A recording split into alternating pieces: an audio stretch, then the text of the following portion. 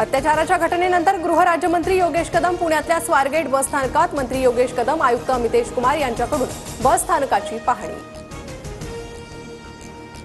पुणे अत्याचार प्रकरणी पोलीस आयुक्त अमितेश कुमार, पोलीस आयुक्त रंजन शर्मा आणि डीसीपींची बैठक, सीएमओ कार्यालयात अहवाल देण्याबाबत चर्चा। पुणे अत्याचार प्रकरणातील आरोपी दत्तात्रय गाडे फरार घोषित, आरोपीची माहिती देणाऱ्याला पोलिसांकडून 1 लाख बक्षीस, डीसीपी स्मार्तना पाटीलांची माहिती।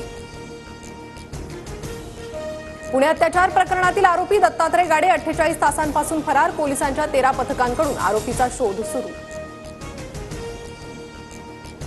पुणे अत्याचार प्रकरणाची मुख्यमंत्री फडणवीसांकडून दखल, तपास गंभीरतेने करण्याच्या फडणवीसांच्या सूचना, तर आरोपीला तत्काळ अटक करण्याचे अजित पवारांचे आदेश। पुणे अत्याचाराच्या घटनेनंतर परिवहन मंत्री प्रताप सरनाईक ॲक्शन मोडवर, महिला प्रवाशांच्या सुरक्षेसंदर्भात मंत्रालयात 12:30 वाजता सरनाईकांच्या उपस्थितीत बैठक।